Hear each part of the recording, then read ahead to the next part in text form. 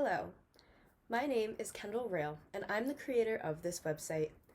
I'm making this video to give you some personal anecdotes from my life that make this cause so meaningful to me. My goal with creating this website is to inform people who are not familiar with this topic about why it's so important. Hopefully, these stories reiterate why speech assessments need to be accessible for all low-income children. All throughout high school, I volunteered at the Florida Center, which is a clinic/preschool that specializes in kids and families below the poverty line and with different developmental delays. They have two different locations, both in Sarasota County, and are able to serve the different regions of the area. They also are home to the only fetal alcohol clinic in the state of Florida, which is pretty cool. They have a large community outreach program, and the entire center serves a lot of different purposes. I started volunteering there when I was 14. So I started off in the admin section of the facility, working with the people who work behind the scenes to make the whole center run smoothly. In this role, I filed paperwork and learned a lot about the mission of the center. Eventually, when I turned 16, I was able to make my way over to the preschool side of the facility, where I was a teaching assistant. Here, I met so many amazing kids that had really different home lives than I ever did. Many kids that attended this school are in foster care or their families are below the poverty line. At this school, they offer the families free therapy programs in speech, occupational, and behavioral.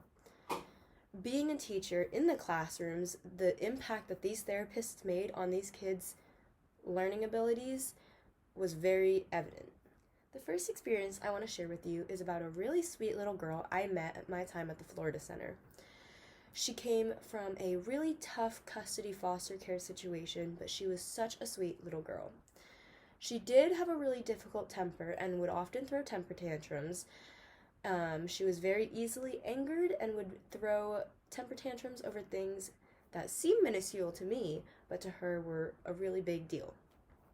And she didn't know how to communicate her needs through words. Thankfully, she was able to start seeing the different on-site therapists that the Florida Center offers. They taught her how to communicate and different skills in order to stop the meltdowns from happening in class. This would not have been possible for her if they weren't available for free and during the school day.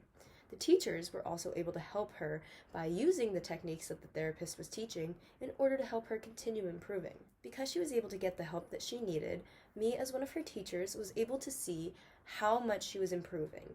The difference was exponential, and she was gaining so much more out of her education now that she was able to effectively communicate her needs. And not only in her education, but socially, I could see such a change in how she interacted with her friends. Another experience I had was with a little boy who had a really tough time with his speech. His family was below the poverty line, and any kind of paid therapy wasn't really in the books for them. They didn't think it would be possible for him to get help, so they just assumed that his speech problems would fix themselves as he got older.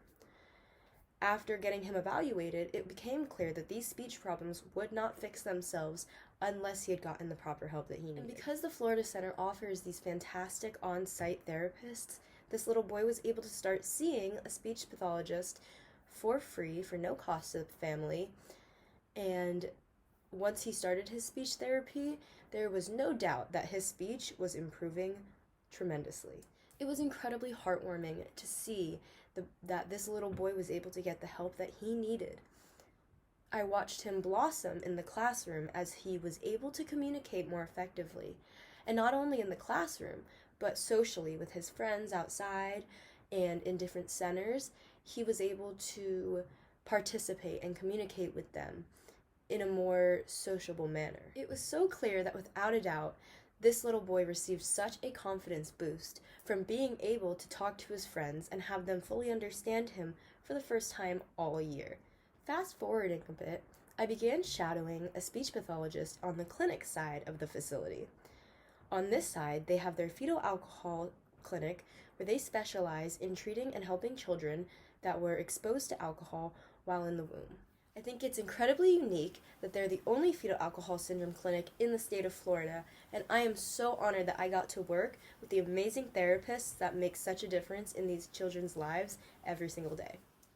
One of the cases that really stuck out to me working on the clinic side of this facility was a girl who came from foster care, and after her sessions, all the therapists met in a room with her social worker and talked about what was found and what needed to be done in order for this girl to get all her needs met. Unfortunately, her results were quite sad, and discussing it with her social worker really stuck with me. I was 17 when I experienced this, and I had never spoken to a social worker before, so this is a moment that I will definitely never forget. At the end of the meeting, the social worker was talking about how the family was unable to get their child the help that she needed due to financial reasons. And obviously, money wasn't the only reason they weren't able to get her help, but it was a factor. She had obvious speech delays along with other motor skill delays. She had never been given the chance before to get help because of the family's financial situation. Thankfully, because of the Florida Center, this child was able to get the help that she needed. Now, these are just a few examples of why speech assessments need to be accessible to all low-income families. The evidence is clear that children's futures prosper when they are given the resources that they need. They should have them regardless of their parents' or guardians' financial status. For more information on this topic, visit the resource links to enlightening articles, as well as the videos that provide additional information.